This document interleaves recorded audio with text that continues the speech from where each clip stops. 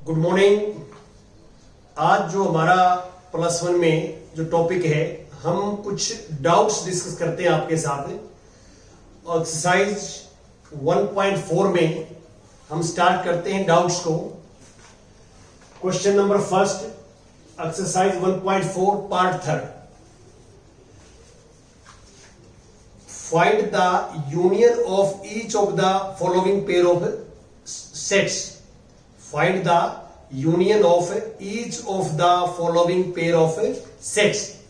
तो हमारे को थर्ड पार्ट में एक पेयर ऑफ सेट्स गिवन है और सेट्स जो है वो सेट बिल्डर फॉर्म में लिखे हुए हैं। जैसे a set X, X is a natural number and a multiple of 3। Natural number होना चाहिए और 3 का मल्टीपल होना चाहिए, ये ए सेट में है।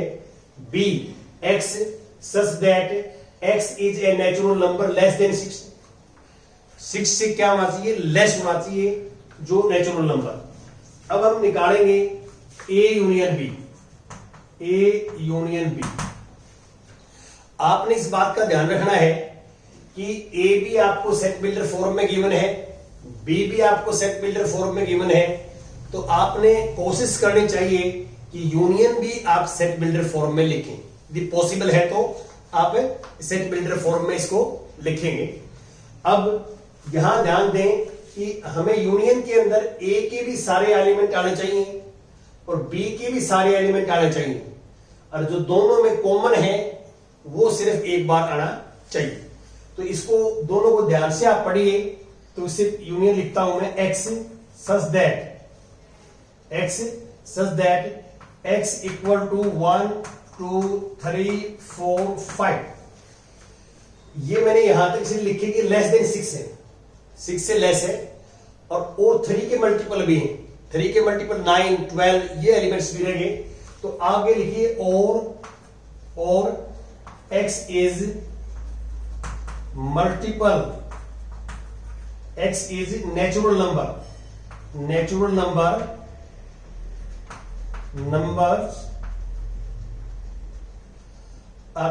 Is natural number multiple of 3, ऐसे लिखेंगे। आप इसके एलिमेंट्स फाइंड आउट करेंगे तो ये दोनों के एलिमेंट्स इसके अंदर इंक्लूड रहेंगे। आप देख सकते हैं यहां पे x 1 to 5, ये वाली कंडीशन पूरी होगी। 1 to 5 नेचुरल नंबर होते हैं और लेस देन 6, तो b के सारे एलिमेंट यहां तक आ गए। और उसमें एक एलिमेंट जो है 3 ए सेट का भी आ गया। 3 जो है 3 का मल्टीपल है, और x is a natural number multiple of 3। तो आप कोशिश ये करें कि ये सेट बिल्डर फॉर्म में गिवन है, तो आंसर भी आप सेट बिल्डर फॉर्म में दें। और यदि प्रॉब्लम आती है बच्चे को, तो पहले इसको आप जो है रोस्टर फॉर्म में कन्वर्ट कर लें, इसको भी रोस्टर फॉर्म में कन्वर्ट कर लें, और देन राइट जो है A union B in roster form. तो वो एक सेकेंड ऑप्शन है, लेकिन अच्छा वही लगता है कि जैसा आपको जो है गिवन है, आपका आंसर भी वैसा ही होना चाहिए। अब यहां देखें, फोर्थ पार्ट है ये exercise, first question fourth part exercise 1.4 का। A set is x is a natural number and 1 less than x less than equal to 6। अब ये कहता है नेचुरल नंबर होना चाहिए 1 से ग्रेटर है x, तो 2 3 4 5 6, 2 से लेकर 6 तक है इसमें। x is natural number and 6 less than x less than 10। इसमें x जो है 7 8 9 तक है, 7 8 9। तो अब हम क्या लिखेंगे? ए यूनियन बी लिखेंगे। ए यूनियन बी, यूनियन की जो डेफिनेशंस मैंने बताई थी उसके अकॉर्डिंग ए के भी सारे एलिमेंट इसमें आए, बी के भी सारे एलिमेंट इसमें आए, और दोनों में जो कॉमन एलिमेंट है वो सिर्फ एक बार आए। ये आपने ध्यान रखना है डेफिनेशन अकॉर्डिंग। तो मैं लिखता हूं x such that x is a natural number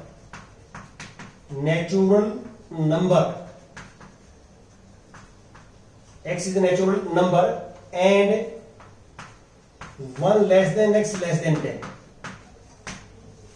देखिए आप इसको देखोगे ध्यान से कि x की वैल्यू 1 से ज्यादा है, 1 से ग्रेटर है, तो 2 3 4 5 6 तक हो सकती है। तो 2 2 6 तो यहां वैल्यू आ जाएंगी, 7 8 9 यहां से आ जाएगी, तो हमारा होगा 2 से लेकर 9 तक x की वैल्यू होगी। कोई बच्चा इसको ऐसे लिख सकता है, ये नीचे वाली लाइन को, इसको कि 2 less than equal to x less than equal to 9। एक ही बात है, 1 less than x less than 10 को आप 2 less than equal to x less than equal to 9 भी आप लिख सकते हैं, कोई अंतर नहीं है। जो वैल्यूज इसकी आएंगी वही सेम वैल्यू ये देगा हमारे को when x is a natural number. अब मैं नेक्स्ट आगे की बात करता हूं।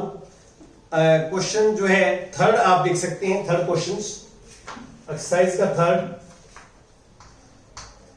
एक्सरसाइज 1.4 थर्ड क्वेश्चन में क्या है, if A and B are two sets such that A is subset of B। देखिए 2 सेट्स हैं A और B, गिवन हमारे को ये है गिवन कि A is subset of B। इसका मीनिंग क्या है कि A के जितने भी एलिमेंट हैं वो सारे के सारे एलिमेंट B में हैं।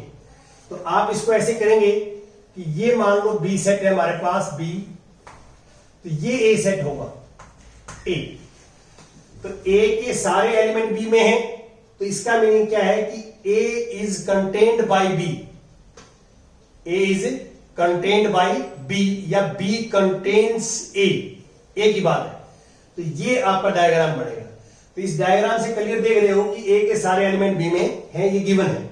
हमें ये बताना है कि A यूनियन B क्या होगा, what is A union B, ये क्वेश्चन है हमारा।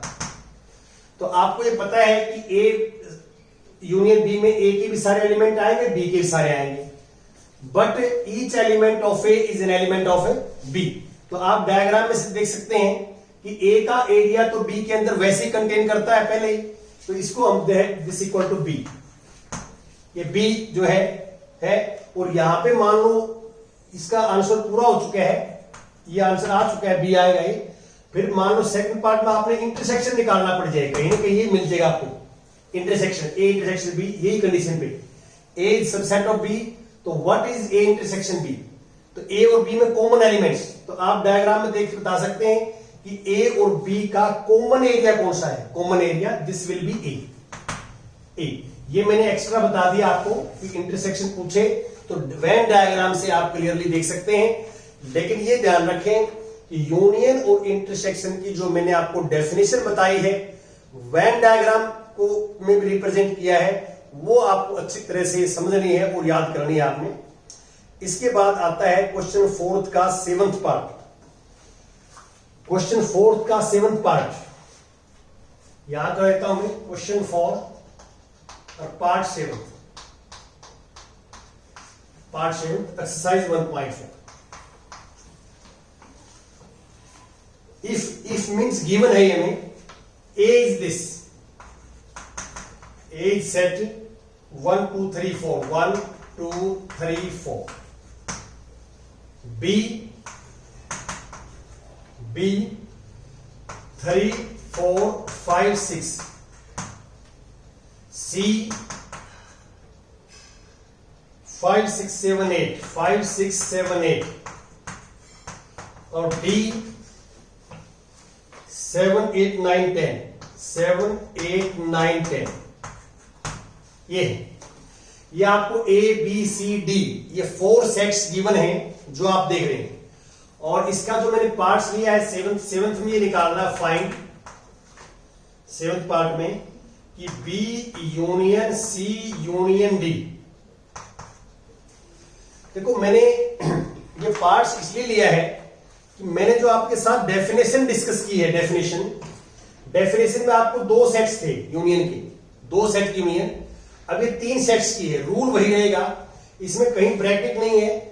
ऐसा नहीं है कि पहले आप इन 2 को कर सकते हैं, वैसे कोई दिक्कत नहीं, पहले आप B यूनियन C निकाल लीजिए और देन यूनियन ऑफ D ले लीजिए, या पहले आप C यूनियन D निकाल लीजिए देन यूनियन B ले लीजिए, कोई दिक्कत नहीं। एक लाइन में भी कर सकते हैं आप, एक लाइन में कैसे, यूनियन में A के भी सारे एलिमेंट B के भी सारे आएंगे, C के भी सारे आएंगे, D के भी सारे आएंगे, और जो इनमें मिलते हैं वो एक बार लिखे जाएंगे।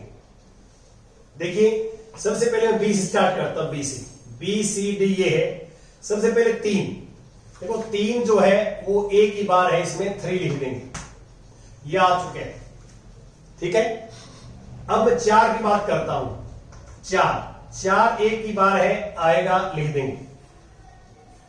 5 यहां भी है, यहां भी है 5, देखो ध्यान से, और इसमें नहीं है तो 2 में कॉमन है, वो भी एक बार लिखा जाएगा, क्योंकि सेट्स में हम एलिमेंट्स को रिपीट नहीं करते, ये मैं आपको ऑलरेडी बता चुका हूं।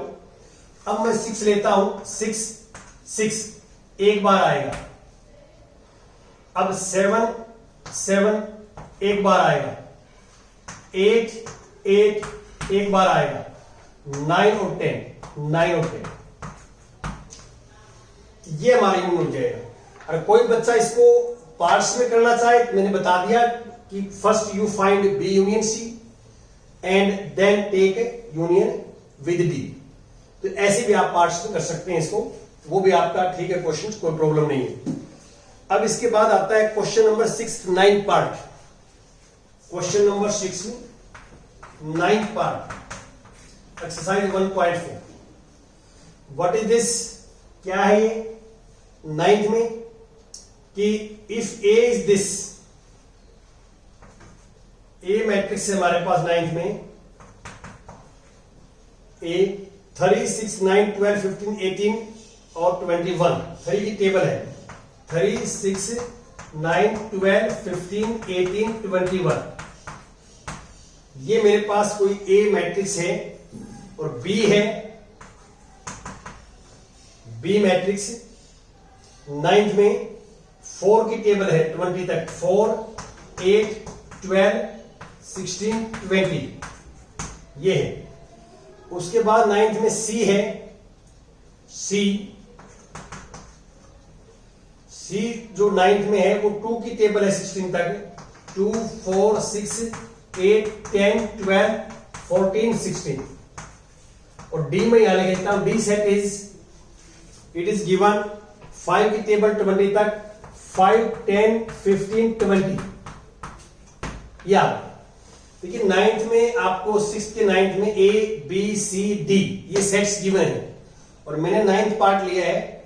9th पार्ट आप देख सकते हैं इसमें कि हमें क्या फाइंड आउट करना है 6th के 9th पार्ट में। 6th का 9th पार्ट चाहिए था मेरे को, चलो कोई बात नहीं, मैं 6th की ये सेट्स मैंने ये ले लिए, ये सेट्स मैंने 9th क्वेश्चन वाले गलती से ले लिए, मैं पार्ट 6th ही कर देता हूं, इसमें कोई दिक्कत वाली बात नहीं है। अब 6th पार्ट इसका क्या है 9th पार्ट, वो देखिए हमें ये निकालना है कि A intersection B union C. तो थोड़ा सा मैं इसको, इसलिए मैंने इस क्वेश्चन को लिया है कि आपने लिखना कैसे है, आप इसको अटेम्प्ट कैसे करें, क्वेश्चन को देखना है। अब आपने ये निकालना है, ये पहले ब्रैकेट लगी हुई है, तो पहले हम निकालेंगे B intersection A intersection B निकालेंगे, ए इंटरसेक्शन बी निकालेंगे, इनमें जो कॉमन एलिमेंट है वो निकालेंगे दोनों में। तो ए इंटरसेक्शन बी यहां निकाल लेता हूं, मैं जगह कमी है कि यहां नीचे निकाल लेता हूं, A intersection B, A intersection B, A और बी में कॉमन एलिमेंट, तो कॉमन एलिमेंट देख सकते हैं, सबसे पहले जो कॉमन एलिमेंट है वो 12 है, 12, तो 12 आएगा इसमें। इसके बाद जो है कोई भी कॉमन एलिमेंट है नहीं है, एक कॉमन एलिमेंट है 12 जो आप देख रहे हैं। अब निकालेंगे बी यूनियन सी, क्या निकालेंगे B union C. B union C में क्या करोगे, बी और सी के सारे एलिमेंट आएंगे, बी के भी सारे आएंगे और सी के भी सारे आएंगे, और जो कॉमन है वो एक बार लिखे जाएंगे। यहां आ जाएगा बी यूनियन सी, आप कर सकते हैं। अब क्या है, ये सेट भी आ गया हमारे पास और ये सेट भी आ गया, इन दोनों में कॉमन एलिमेंट, इन दोनों में कॉमन एलिमेंट सिर्फ क्या होगा 12 कॉमन आएगा, तो इसका आंसर से भी आ जाएगा दिस इक्वल टू 12। तो आप जो है बी यूनियन सी पहले निकालना पड़ेगा। मैंने सिर्फ आपको इसलिए क्वेश्चन लिया है ये कि आप पहले इस ब्रैकेट का सेट निकालें, फिर इस ब्रैकेट का सेट निकालें, दो सेट का फिर इंटरसेक्शन लें, तो इसलिए मैंने ये क्वेश्चन जो है आपके सामने लिया है। अब मैं जो है इसकी स्क्रीनशॉट किसी बच्चे ने लेना है ले सकता है, और मैं आगे चलता हूं। और जो बच्चे इस चैनल के साथ जुड़े हुए हैं हमारे साथ, तो मैं आप सभी से जो है ये रिक्वेस्ट करता हूं कि आप चैनल के साथ हर रोज कम से कम एक बच्चे को ऐड करें, जोड़ें, अपने सर्कल में बताएं, ताकि हमारा जो चैनल का मुख्य उद्देश्य है वो ये है कि इस चैनल के माध्यम से अधिक बच्चे जो है वो फ्री में मैथ्स की जो है एजुकेशन प्राप्त कर सकें। अब मैं आगे कुछ और डाउट्स आपके साथ डिस्कस करूंगा, वो देखिए।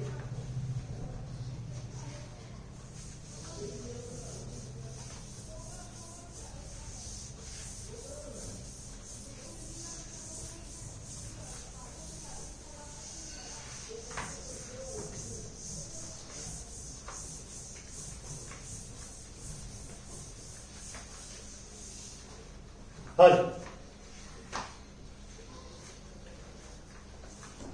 अब हम जो है क्वेश्चन नंबर 11 आपके साथ डिस्कस करेंगे। Question number 11 exercise 1.4। देखिए 11th में कि if R is the set of real number, आपको नंबर सिस्टम में मैंने बताया है कि R is the set of real number and Q is the set of rational number, then what is R minus Q। देखिए मैंने number system में आपको बताया कि रियल नंबर्स को दो पार्ट्स में डिवाइड किया था, रैशनल नंबर और इरैशनल नंबर। इरैशनल नंबर्स के सेट को हम T से डिनोट करते हैं, T से, और R को हम Q से डिनोट करते हैं, ये आपको पता है। अब हमें R माइनस Q निकालना है, R माइनस Q, ये T आ जाएगा। R minus Q is T। This means कि आप इसमें सेट इसमें लिखना चाहें R minus Q is X such that X is irrational numbers. ये मैंने सेट बिल्डर फॉर्म में लिख दिया, ऐसे आपने निकालना। ये रैशनल नंबर में से हमने, ये रियल नंबर में से रैशनल नंबर हमने माइनस करने हैं, ये मीनिंग है इसका, और वो इरैशनल नंबर बच जाएंगे। जहां आपको डिफरेंस ऑफ टू सेट्स के बारे में बताया है वो फार्मूला यहां काम कर रहा है। अब मैं नेक्स्ट एक्सरसाइज पे आता हूं, एक्सरसाइज 1.5 की डाउट्स लेता हूं। आप क्वेश्चन नंबर 3 का सेकंड पार्ट देखिए। Question number 3 part second, exercise 1.5। Statement पढ़ता हूं मैं। Taking the set of natural number as the universal set, मतलब यहां पे जो n है जिसको आप n लिखते हैं वो यूनिवर्सल सेट है। Universal set is n, universal set is n। n means set of all natural numbers, ये u है। Write down the complement of the following, कुछ कॉम्प्लीमेंट्स लिखने हैं, एक दो पार्ट्स के मैं करके दिखा देता हूं। जैसे सबसे पहले सेकंड पार्ट की बात करता हूं मैं। सेकंड पार्ट में सेट हमारे लिए गिवन है, set this is x such that x is an odd natural numbers,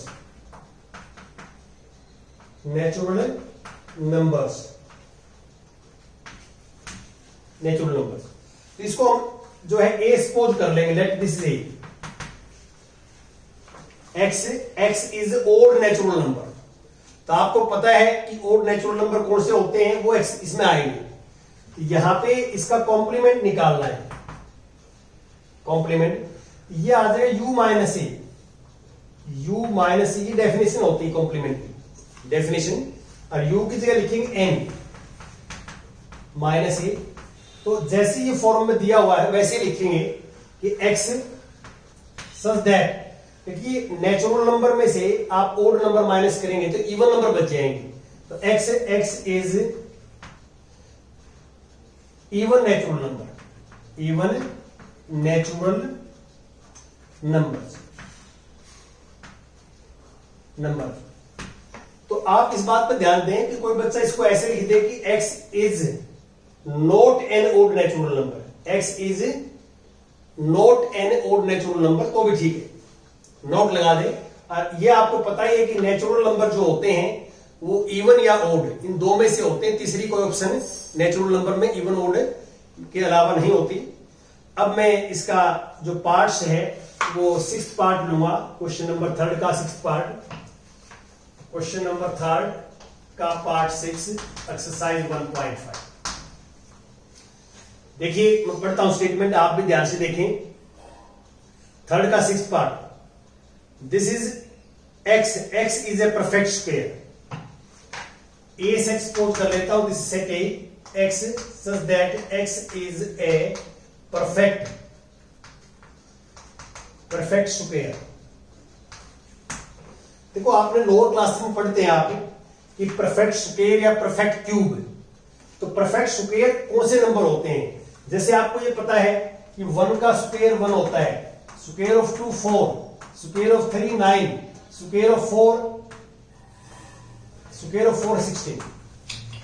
ये नेचुरल नंबर्स के जो स्क्वायर आते हैं जैसे 1 4 9 16 25 36, these number are known as perfect square.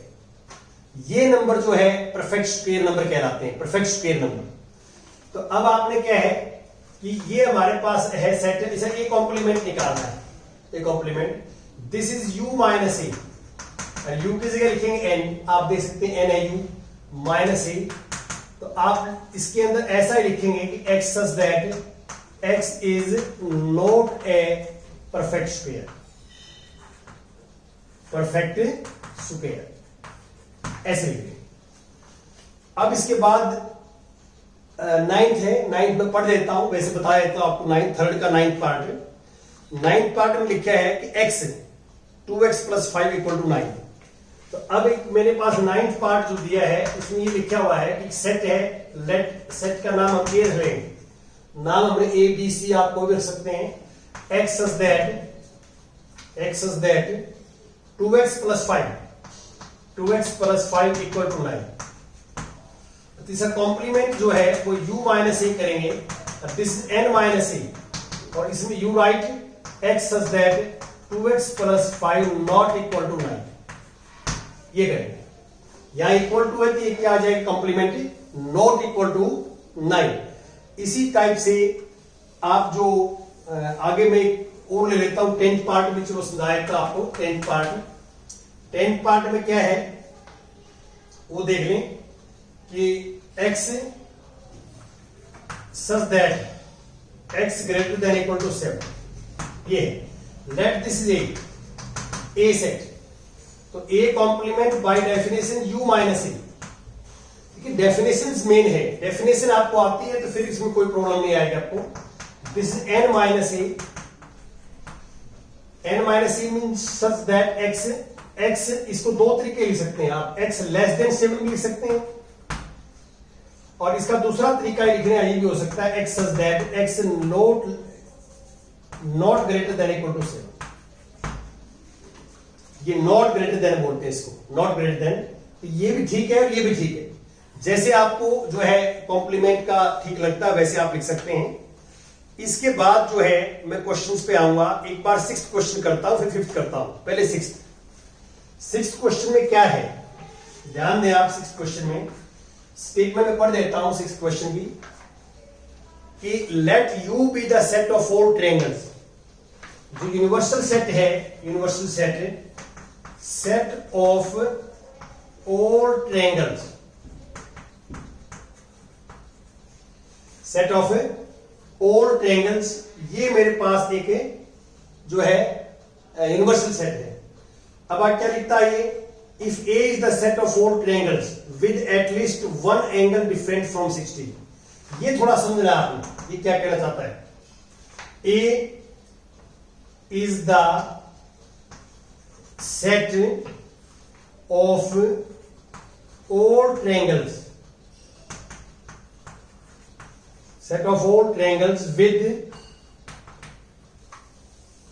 at least one angle different from 60, degree. तो ये थोड़ा सा आपके लिए एक समझने का टॉपिक है, ध्यान दें इस पे कि ए जो सेट है, a set of all triangles with at least होता है कम से कम वन एंगल डिफरेंट फ्रॉम 60। तो एक एंगल जो है वो कम से कम 3 में से एक एंगल 60 से डिफरेंट होना चाहिए। तो इसका मीनिंग क्या है कि एक एंगल भी 60 से डिफरेंट होगा तो तीनों एंगल तो 60 के हो नहीं सकते। इसमें इक्विलेटरल ट्रायंगल नहीं आएंगे, क्योंकि इक्विलेटरल ट्रायंगल क्यों नहीं आएंगे कि एक एंगल भी 60 से डिफरेंट हो जाएगा या एक से ज्यादा एंगल 60 से डिफरेंट हो जाएंगे, तो इसमें इक्विलेटरल ट्रायंगल नहीं आएंगे। इक्विलेटरल ट्रायंगल्स में क्या होता है, all angles are 60 degree, all angles are 60 degree. अब इसके अंदर क्या है, स्केलर ट्रायंगल आ जाएंगे, स्केलर जिसकी तीनों साइड अनइक्वल होती हैं, स्केलर ट्रायंगल बोलते हैं उसको। आइसोसेलेस ट्रायंगल आ जाएगी।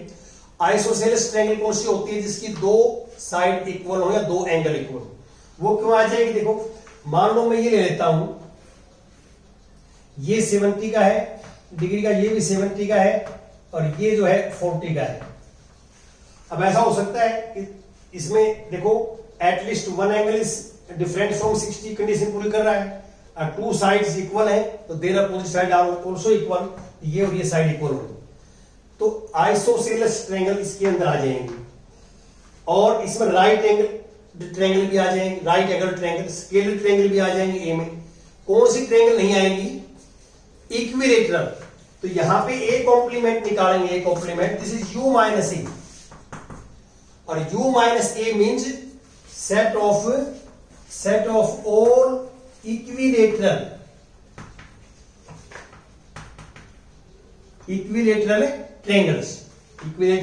ट्रायंगल्स, ये जो है इसका आंसर आ जाएगा। अब मैं सिर्फ एक एग्जांपल्स और डिस्कस करूंगा क्वेश्चंस आपको, ताकि ये कंप्लीट हो जाए और आपको फिर जो है ये नेक्स्ट टॉपिक कल हम आगे स्टार्ट करेंगे।